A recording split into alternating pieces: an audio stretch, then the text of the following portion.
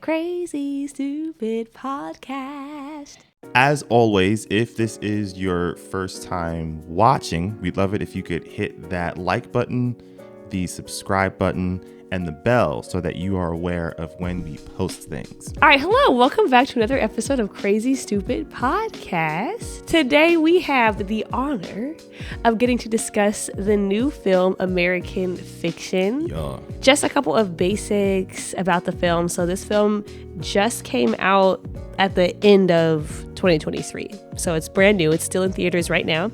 It is directed by Cord Jefferson. It is his directorial debut, and he also wrote it, I believe. It stars Jeffrey Wright, Issa Rae, Tracy Ellis Ross, Sterling K. Brown. That's who I was trying to remember his name. And Adam Brody, Seth Cohen, and Erica Alexander. Oh, yes. Oh, my gosh. If you don't know Erica Alexander, she's from Living Single, and we were glad to see her back. It is essentially the story of a Black novelist. He's frustrated with the types of Black literature that are getting published, and so he decides to sort of try to troll the publishing industry by writing a Black novel that he feels is stereotypical and pandering and not good. They end up loving it and publishing it, and it's about all of just everything that comes out of that choice of his. It's getting a lot of buzz right now around Oscars. I've already seen it mentioned in a few lists for movies that they think will be nominated for Best Picture. After watching it, I agree. I definitely think it'll be nominated for screenplay. The writing was so good. Obviously, from here on out, we will be spoiling the entire film, so you should go watch it. Why you said that with so much attitude?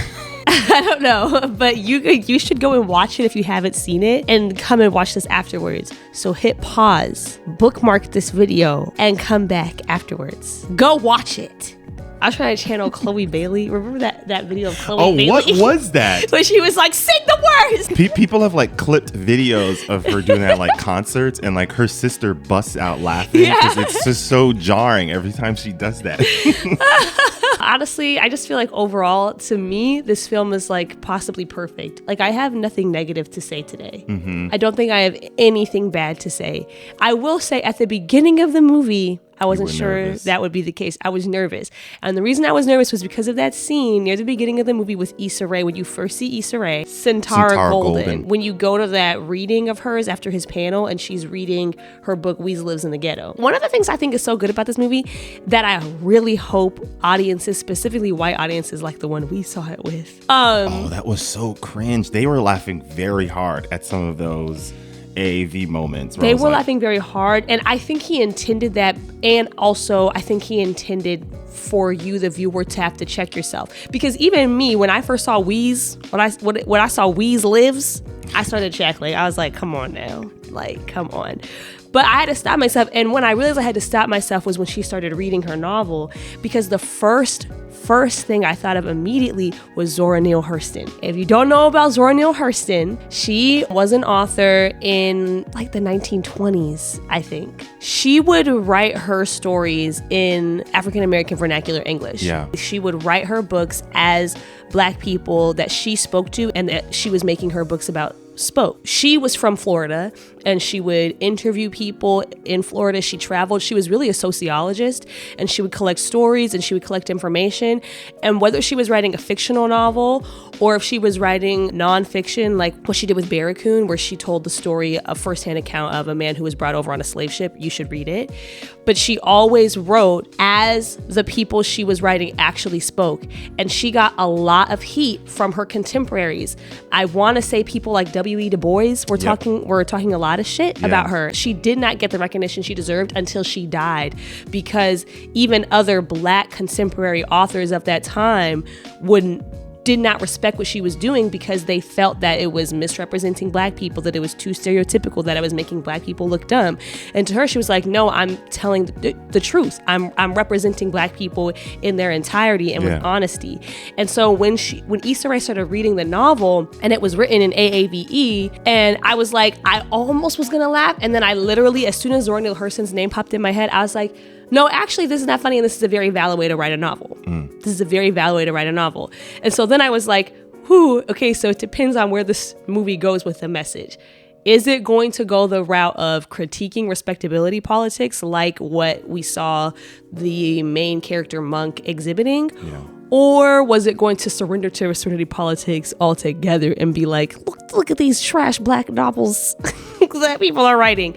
And in the end, it did not disappoint. It did choose to critique respectability politics, but it kept you waiting to know for sure for a while, for a long time, which I think was good. Because I think the point is the audience is like laughing because it does feel comical, like the switch up when Issa Rae is talking about her book and how they're talking about it. And then when she starts reading it, and you know how Issa Rae is, okay? She has great comedic timing. So the way that she delivers the line is very funny. And there's other points like that throughout the movie that feel very comical, but you really have to question yourself as a viewer.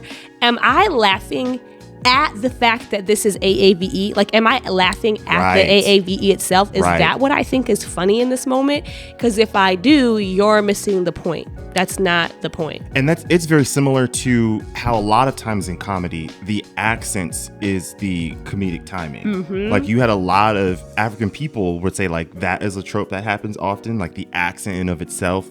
A lot of Caribbean people, a lot of Asian people, they say like the punchline is a jab at our pronunciation. Right. And that can feel like there's some bias sort of kicking in there. Yeah. This is one of the things I really liked about Rami's stand-up when we went to go see him. Yeah. Never once did he imitate an accent.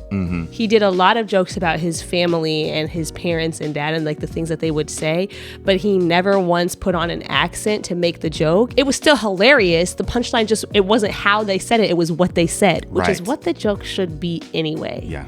One thing that I felt like they did a really good job is with the main character, Monk. There is some respectability politics that sort of kicks in. There is some real genuine truth. I sort of agreed on certain elements, like that there are more stories for Black people that we can portray on television. I know my friends and I, we've had this conversation often where there are a lot of impactful stories that take place during slavery, that take place during the Jim Crow segregation. I do just kind of feel like after we got Black Panther, after we got movies like Get Out, there was a pivot in the possibilities of how we can start to reimagining where Black stories can go. I feel like there was a period in time where Hollywood was reluctant to keep moving in that direction because we were still getting certain things in that regard and they weren't doing as successful, and it was almost like they weren't listening to what Black people majorly were asking for.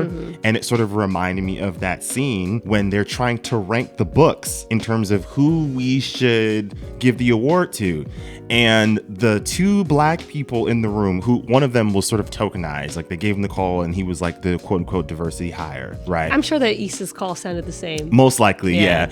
And that white lady was like, we have to listen to Black voices. The way that triggered me. But not the Black voices in the room. Not yours. Oh, man. That triggered me so much.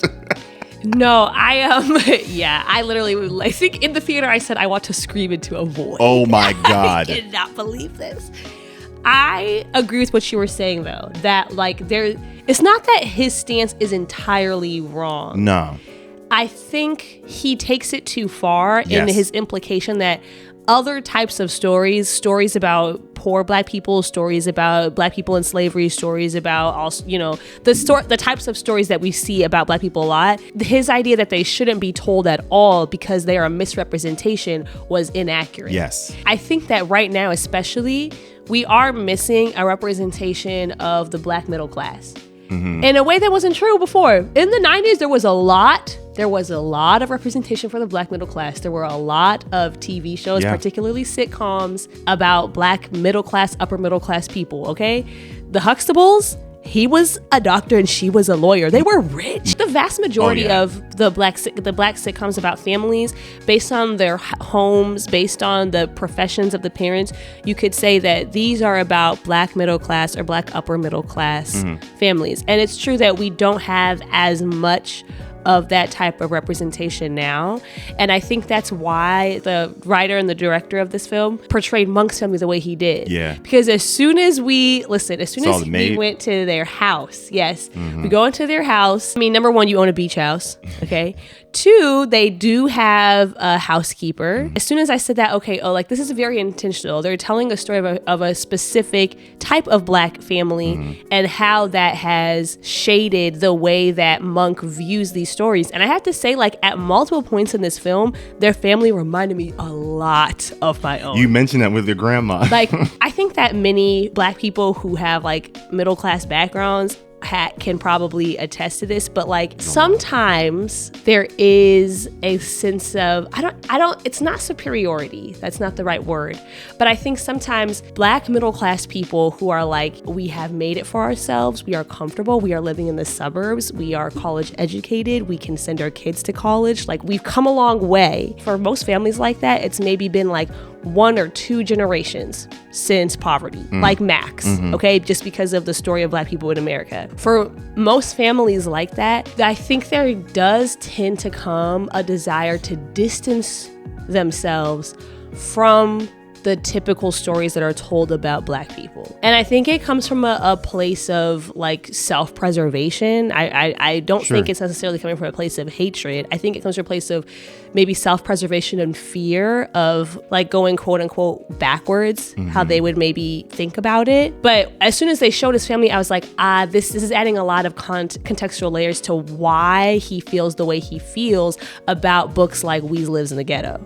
Because he was probably raised in that same fashion. I mean, like, I remember being told when I was a kid in middle school, and like, okay, like lots of Black people have this story of like, the Black kids at school are saying I'm not Black enough, which, side note, let it go, okay? It happened to me. I'm sure it happened to many of you too. Let the pain go and grow, okay? You can't keep using that as an excuse to be anti-Black in your adulthood. Like, I remember that happening and my parents being like, oh, they're jealous. Oh, it's just because you're smart and get good grades. And it's like, looking back now, I'm like, no, that's really not what it was. I think that there is a sort of a sense of justified mistrust that lower income Black people might have when they come into contact with middle to upper middle class Black people, because they know about the attitudes that we sometimes have. I really appreciated the way that they portrayed the family. And yes, like the grandma, when she was like, I swear to you, my grandma has said that before about waiters or about people out in public. She's passed on, but she would say like, that person's not wearing a bra. Like, she would say things like that. Like, I swear to you, like that. As soon as she said it, I was like, oh my gosh, like my grandma would totally say something. My grandmother was the one that'd be like, I'm glad you're not white. That would probably, yeah. One thing that I actually did like, it sort of stays into the context of, it's sort of centered on Sterling K. Brown's character. So first and foremost, he's probably one of my most favorite actors right now because of what he was able to do in This Is Us and what he did in Black Panther, which I'll also say this. You mentioned middle class, and I will say that's also why a TV show like This Is Us was so important. I remember talking to my mom about that, where after the Cosby Show, there was not something that was wholesome, that was educational, that was warm and loving that would portray the Black middle class on a big stage, like a big studio company like NBC, for a while. And I think that was part of why so many people gravitated toward Beth and Randall's family throughout the entire television show, which is why there was a lot of like, they better not let them get divorced. They better not let them get divorced. I remember that conversation happening because it was like, this is what we like. This is all we don't get got. it enough. Yeah, that can't be the thing that happens to them. You know. I want to add in one quick aside that we also have to give him props for what he did in the People vs. OJ. People forget. Oh my gosh, that's where he started. That's where he came on the scene. Yo, he was phenomenal. He was so good. He was so good. Okay, yeah, I'm glad you mentioned that. Him being a queer Black person is a reminder of the plethora of other stories that you can tell in television and film. Because I do think, from the outside looking in, obviously I'm a cishet male, but there is something very unique about, when it's done correctly, sharing stories about queer Black people. And it's because of Christianity. Christianity, Negro spirituals, Bibles were almost one of the major assets for like our survival for so many decades during slavery, during Jim Crow. Like some of our prominent leaders were Christians. A lot of them are reverends and preachers and pastors. I remember Shannon Sharp telling him that like a lot of people in his family and just Black people in general would use the Bible to document their lineage. So like they would sort of read, you know, like in the beginning in Matthew, you would see like the lineage that sort of that brings you all the way down to Christ. They would look at that and they would do that same thing, which is how a lot of Black families were able to then use that to go as far as they possibly can in their ancestry.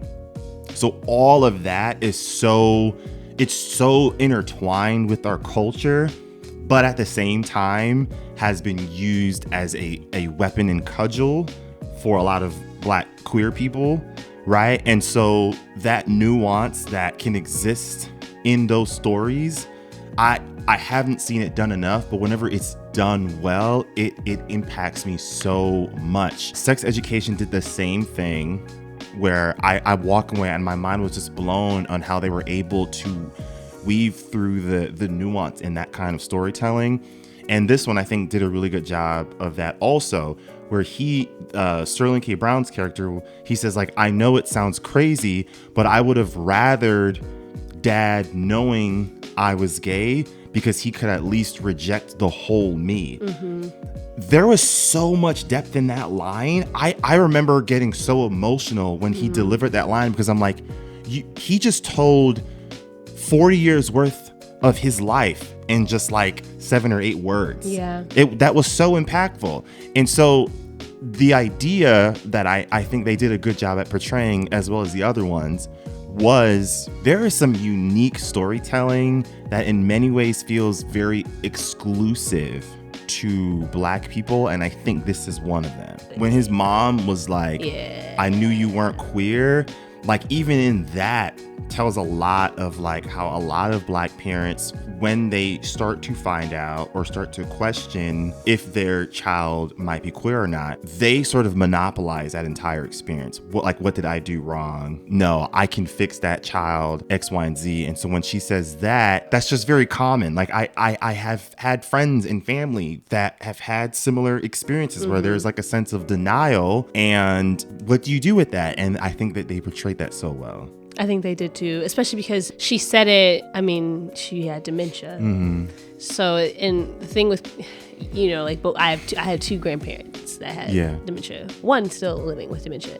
And the thing about that is like, I mean, parts of it are like, sure, they're saying things that like don't make sense at all, that like their mind just completely made up. But a lot of it is they have no guards. There's no guards. There's no filter there. There's no discernment anymore. Yeah. And sometimes they're returning back to a version of themselves that they are not anymore. It's hard to determine where that statement is coming from. Yeah. Like I know in the moment Monk tried to follow him out and be like, she's not, you know, she doesn't know what she's saying. And it's like, maybe she doesn't, but it's also like you know, I don't know. It still hurts. Yeah. The voice is from your parent. Oh my God. The sense of belonging that his character needed, I could not help but start crying. When the maid was like, no, we need you to stay, your family too. You could see. And the friends. Bro, you could see like a weight was lifted off of his shoulders. Like it's like he was desperate for someone to finally just say that to him. That man know how to act, bro. Oh my God. The more we continue on this conversation, the more I'm realizing that this film, it was a film about Black authenticity. Yeah. It was a film from all angles. It was a film about Black people need to be given the right to live authentically and to be seen authentically.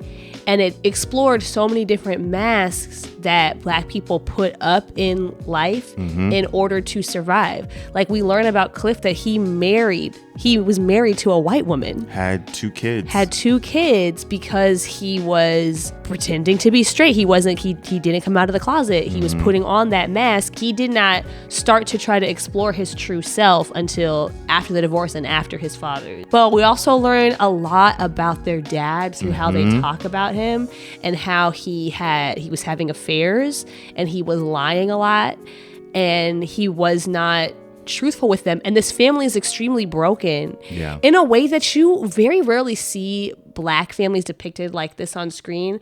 This was a family that was really distant in a lot of ways, still a lot of love and care for each other that they struggled to show. Yeah. But very distant in a lot of ways and very broken. And a lot of it was because of the father's lack of authenticity. He wasn't authentic with his own family, and he restricted them from being their authentic selves too because of his own internalized anti-Blackness. It sounded like, but was from what I saw, probably the same thing with the mom too. Yeah. I mean, you brought up the like authentic stories. Monk, the mom kind of calls him out, like, you're showing all the signs that you are depressed, but like you don't want to use that term. It's like, if it walks like a duck and it quacks like a duck, like, my boy, right? But also, the father was depressed too. Yeah, I mean, he committed suicide. Yeah, he unalived himself. And the line where the mom was like he was always lonely, but he would be lonelier if he was by himself. Yeah, like if he wasn't with me. Yeah, when he asked, why didn't you leave him? Right. Yeah, and she said he would have been lonelier without me. My favorite storyline in the movie was Lorraine's. Soon as she walked on screen, I was like, oh, you are calling back to that mammy stereotype, like completely. The apron, just everything. I mean, the apron, her body even, like that's how we normally see the mammy stereotype portrayed. And the key thing with the mammy stereotype is that they're sort of like asexual. Like they have no personal desires. They have no personal attachments beyond this family that they serve. Normally it's a white family, but in this one, it was a Black family, which I love that they did that. Also, they are often used as the individual that provides like emotional healing and counsel to the people that they're working for. That's true. And this family was leaning on her. They needed her. When his sister dies and then things start to escalate with his mom, when that happens, we can make the connection that then means that Lorraine is less needed. There's nobody living in that home all the time like that needs that type of support and care, is when she starts to be able to live in her true authentic self. Like she falls in love, like she gets to do all these things that people who are usually put in that mammy stereotype role never get to do. When the lights went out and he came home and was like, what's going on? And she came out with that doggone lantern and that apron on. I was like, if this is not giving Gone with the Wind, I don't know what is. It was just so clear what the director and writer was trying to do with her character and how he defied that stereotype and said, we're not doing that with Lorraine. She's going to be her own person and live the fullness of who she is, live in the fullness of who she is by getting to have this whole other part of her life and identity come to fruition in the film. And I got emotional at many of her scenes because I was just like, it's very healing. It's very healing to see that stereotype be reverted. One of the things, it sort of ties into the conversation that Monk has with Sinatra later on, which I think is the most important moment in the film because it really brings it all together. When he kept using the word potential when he was talking about Black authors in Black stories. Sinatra Golden's character, she sort of checks him and says, potential is what people see what's in front of them that isn't good enough. And that idea of not good enough is constantly associated with Black stories. I know like it's a bit of a pivot, but I remember, I think it might have been Rolling Stone who released, they sort of ranked all of the Marvel movies and they put Black Panther at number 1. And I remember a lot of Marvel fans were like, this is crazy. Like they're obviously, like the whole wokeness. They're pandering. Yeah, like they're sort of pandering to a lot of Black people. But then I had to like take a step back and be like, well, wait a minute. That was such a like vitriol reaction. And if you were to look at why they ranked it number 1, it made complete sense. They were not, first and foremost, both movies were nominated for multiple Oscars. It's the first one to have an actor and Angela Bassett get nominated for an acting role. It was nominated for the music. It had some of the best world building in any Marvel film that we've probably had so far. It's consistently given us some of the most characters with the most depth, with characters like Killmonger and Shuri. The list can go on and on. It broke a lot of records in the box office culturally, it was a phenomenon. This was one of the first moments you had a lot of Black people who were not like in the nerdum, felt comfortable dressing up and going to films, which is not something that is commonly sort of seen. All of that were very valid reasons. Box office, critical success, or award nominations and wins. All of those things would be seen as valid reasons for why you would place this at a top of the list of a category.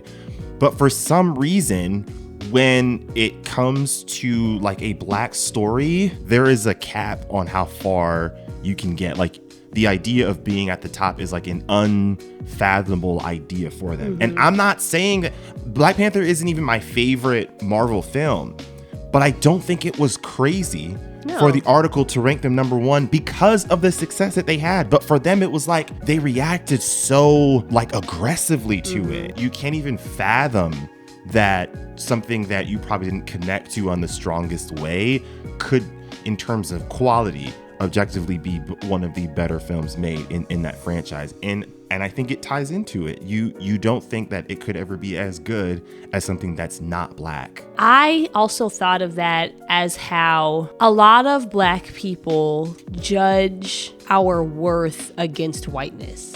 Yes. Because that was essentially the implication of what he was saying. He was saying, like, we're more than drug dealers and gangbangers and you know, fatherless homes, and I believe in the potential of Black people in this country. Da, da, da, da. What that's saying is essentially like, I believe that even the reality of these stories, that's the thing, is that he wasn't just talking about the stories. He's talking about the reality. Like, these stories, they reflect real people. Like, that's why they exist. Like, there are real Black people in the world living these experiences. A lot of the stories like this that get told are true.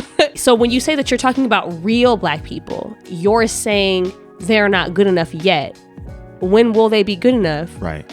When their success looks like how white people success looks. Exactly. When they meet the standards of white people and whiteness and white culture, and when they're respectable in the eyes of white culture, that's when they're good enough. That's when their potential is fully realized. And she was pointing out how problematic that is, and how anti-Black that is. That's that internalized anti-Blackness that I think a lot of Black people struggle with. The last thing that I wanted to mention, it was about Erica Alexander. You know how like there's like a thing maybe that culturally it sort of exists, but you see it in spaces like Twitter of like, there are like famous actors and there's like famous Black actors. Yeah, there's Black famous and there's regular famous. Yeah. And that can sometimes be a little frustrating for me because the talent that a lot of these Black actors have deserve way more recognition. Angela Bassett should have gotten an Oscar nomination and a win like decades ago. Tina Turner. Delroy Lindo, another actor where anytime he's in something, phenomenal. Nicole Bahari, those are people where I'm like, they deserve way more recognition than they get. Yeah. And obviously, I'm not saying that we need validation from like a lot of these white institutions, but I do think they should be given more job opportunities than they probably do. And maybe they're at peace with that, but I can sometimes be frustrated with that because every time I watch them in something, I'm like, there's just no way that they don't get more job opportunities, especially things on a bigger screen. I agree. I also am like, I don't know Erica Alexander's story, like if she kept pursuing acting or if she was like, I want to take a break. Like, I don't know what happened. Yeah. But I agree, like if they've been in the game wanting to do this for some time and it hasn't worked out for them, that does not make sense when you look at the trajectory of people's careers like Jennifer Aniston. Yeah. I feel like another example, I mean, like even Queen Latifah, I mean, yeah, everybody knows Queen Latifah, but like her acting career did not look the way that Jennifer Aniston's did after Living Single. And we know she stayed in the acting game, but it didn't look the same at all. When Erica Alexander showed up on screen, we were both like, oh my God. I mean, not that loud. We were like, hey, look who it is. All of my people were like, nobody else even, there was nobody else even registered her presence as being something special. She's a big fucking deal, man. She's a big deal. And we haven't seen her in something like this in a long time. Nah. We haven't seen her on the big screen in a long time. It also shows the legacy that Living Single has on the Black culture decades later. I watched Echo. I wanted to share not like a full review, but some of the conversations that I've sort of seen surrounding it, Marvel has been doing a much better job at providing spaces for indigenous stories. I appreciate that. I remember when I went to that conference last year, and it was a really eye-opening moment for me of there were two indigenous people there, and they talked about like how easy it is for indigenous stories to get lost, or indigenous people in the room to get lost. They did the 5 episodes thing, which I'm still not a fan of the short. Now, they did say they're going to move away from that, and my God, you feel the lack. It's just too jarring. Yeah, when you 5 jump episodes is insanely short. They cannot do that anymore. But granted, a lot of people have been watching, and it because of Echo, like the viewership for things like Echo, Punisher, Daredevil like really went up. And so Marvel is like, hey, we're going to move a little bit more back into like the street level sort of superhero films, which I feel like is kind of what we need. We got too fantastical a little bit, and it was just hard to relate to some of those characters. Like, it's just hard to relate to Doctor Strange. I'm sorry. Like, it was just too much. I think the easiest would probably be Loki, but it's because the story writing was so personable in everything that he was in. But one of the things that I really wanted to talk about was there was a post where the point was like, oh, Marvel has gone too far with the wokeness because they have this indigenous woman that is disabled and is like physically disabled and is deaf. It sounded like the premise of the tweet was that like Marvel just like concoct this like woke potion together and created like this story just for representation, which I'm like, a lot of y'all are not comic book fans. Echo has existed for several decades. So when I see posts, and she's like always that, been deaf. Yes, and she's old. So like whenever I see posts like that, you are telling on yourselves. But also, disability is not a new thing in comics. Daredevil is disabled. Professor X is disabled. What is wrong with y'all? That was the first thing. The second thing that was so frustrating, I despise how white people have just co-opted the word woke. But what bothers me is in their definition, this sort of inclusive progress in representation by how they define woke is this new thing.